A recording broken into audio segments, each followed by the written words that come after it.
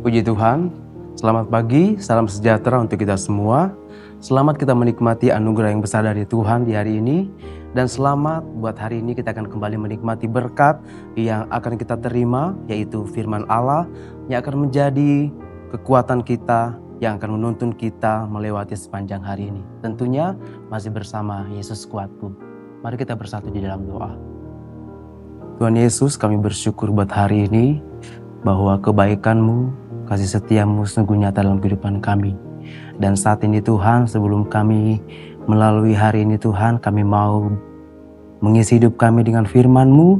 Biarlah firman-Mu menjadi kekuatan bagi kami, untuk kami senantiasa ada di dalam kehendak Tuhan. Terima kasih banyak Bapa di sorga, kami sambut berkat firman-Mu dengan penuh ucapan syukur.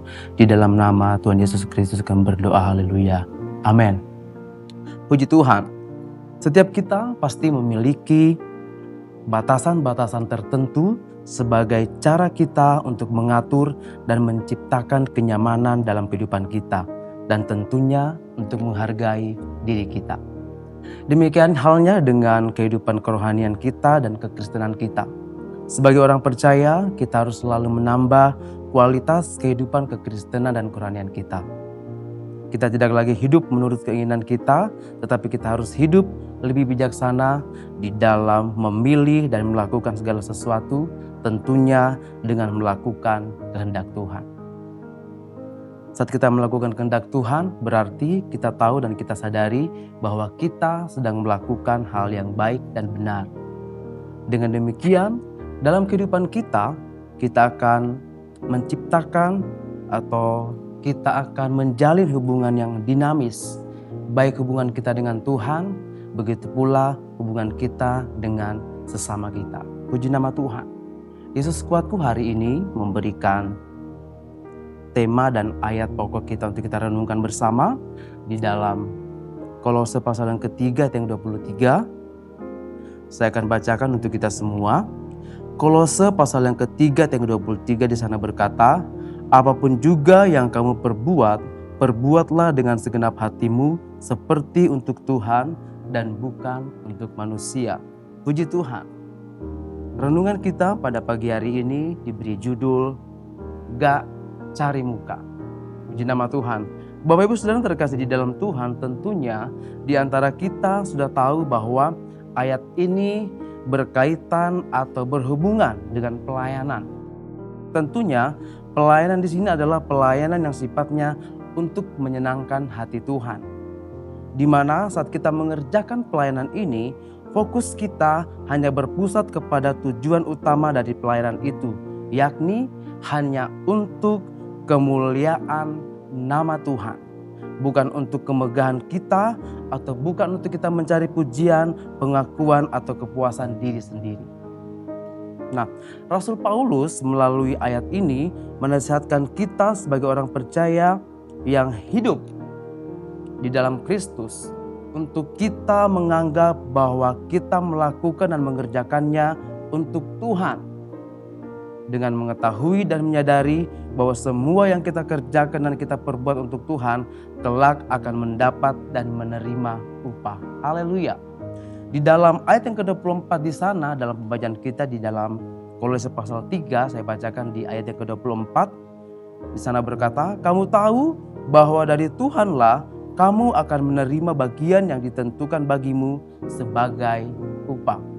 Bapak Ibu Saudara terkasih di dalam Tuhan, ketika kita menganggap dan menjadikan pekerjaan yang kita lakukan sebagai suatu pelayanan untuk Tuhan, maka kita akan melakukannya dengan segenap hati, tentunya untuk Tuhan. Kita nggak cari muka lewat pelayanan yang kita kerjakan dan kita lakukan. Kita tidak menjadikan pelayanan sebagai sarana untuk kita menerima pujian.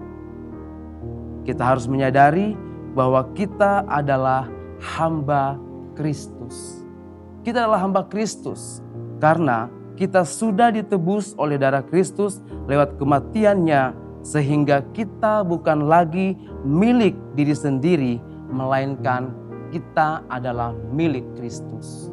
Dalam Galatia pasal yang pertama ayat yang ke-10, Galatia pasal yang pertama ayat yang ke-10 di sana berkata, jadi bagaimana sekarang? Adakah ku cari kesukaan manusia atau kesukaan Allah? Adakah ku coba berkenan kepada manusia? Sekiranya aku masih mau mencoba berkenan kepada manusia, maka aku bukanlah hamba Kristus. Puji Tuhan. Bapak Ibu Saudara saya kasih di dalam Tuhan, sebagai anak-anak Tuhan, kita tahu bahwa jika kita hidup untuk Tuhan. Dan jika kita mati untuk Tuhan.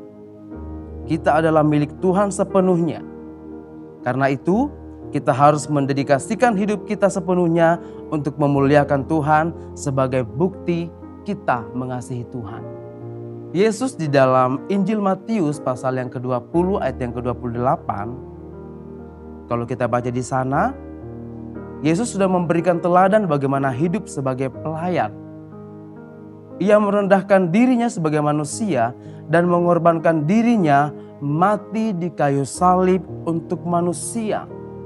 Dan kita bisa melihat dalam pelayanan Yesus Kristus, dia setia dan dia taat sampai dia mati. Saudara yang terkasih di dalam Tuhan, melayani Tuhan bukan dengan terpaksa. Lagi-lagi saya katakan kita melayani Tuhan bukan untuk mencari muka atau ingin dipuji. Tetapi kita melayani sebagai ucapan syukur kita kepada Tuhan atas segala kebajikan, kasih dan anugerahnya kepada kita. Itu yang harus mendasari kita saat kita melayani Tuhan.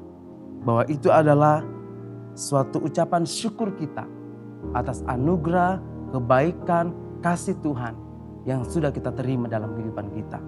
Dari ayat pokok renungan kita saat ini mengajarkan kita bahwa dalam kita melayani, pelayanan itu harus lahir dari hati yang tulus yang dilandasi oleh kasih. Saat kita melakukannya dengan kasih, maka besar kecilnya pelayanan yang kita kerjakan semua memiliki nilai yang besar di mata Tuhan. Jadi saat kita melayani, kita jangan fokus hanya kepada pelayanan-pelayanan yang besar.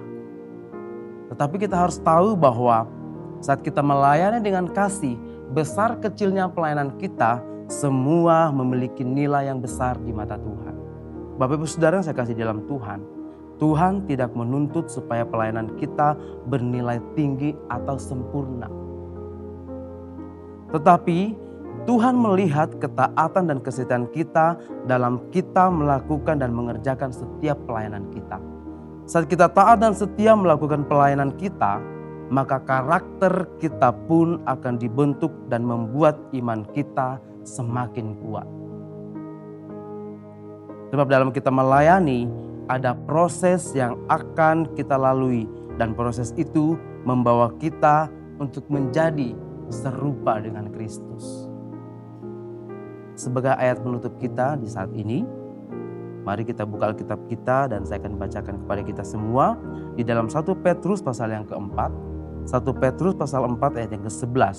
Di sana berkata, jika ada orang yang melayani, baiklah ia melakukannya dengan kekuatan yang dianugerahkan Allah, supaya Allah dimuliakan dalam segala sesuatu, karena Yesus Kristus, ialah yang empunya kemuliaan dan kuasa sampai selama-lamanya. Amin. Puji nama Tuhan. Bapak Ibu Saudara yang saya kasih dalam Tuhan, ketika kita melayani, pastikan hatimu terhubung dengan Tuhan. Bukan dengan agenda pribadi, untuk mencari perhatian atau keuntungan. Puji Tuhan, ini renungan kita pada hari ini, dan biarlah kita meminta kuasa Roh Kudus memampukan kita untuk kita menjadi pelayan-pelayan yang berkenan di mata Tuhan. Puji nama Tuhan, mari kita bersatu di dalam doa. Bapa di sorga, kami berterima kasih untuk hari ini. Engkau sungguh baik dan teramat baik dalam kehidupan kami. Kami bersyukur Tuhan kalau pada saat ini kami boleh kembali menerima berkat yang luar biasa, yaitu kebenaran firman Tuhan yang datang dalam kehidupan kami. Dan kami percaya firman Tuhan menjadi kekuatan kami di sepanjang hari ini, yang akan menuntun kami, yang akan terus membawa kami kepada hal-hal yang Tuhan kehendaki itu kami kerjakan dan kami lakukan. Terima kasih banyak Bapa di dalam sorga. Terima kasih Tuhan Yesus. Kau yang senantiasa memberkati dan menyertai jemaat Tuhan dimanapun berada. Dan bagi mereka yang menyaksikan acara ini Tuhan, kami serahkan mereka ke dalam tangan-Mu. Bila firman Tuhan ini boleh menjadi berkat dalam kehidupan mereka. Dan biarlah Tuhan Yesus melalui firman ini, mereka boleh melihat, mereka boleh mengenal Yesus sebagai juru selamat dalam kehidupan mereka. Terima kasih banyak Bapa di sorga. Ini doa kami yang kami peralaskan di dalam satu nama yang ajaib. Di dalam nama Tuhan Yesus Kristus kami berdoa dan mengucap syukur. Haleluya. Amin. Bersama Yesus, aku kuat.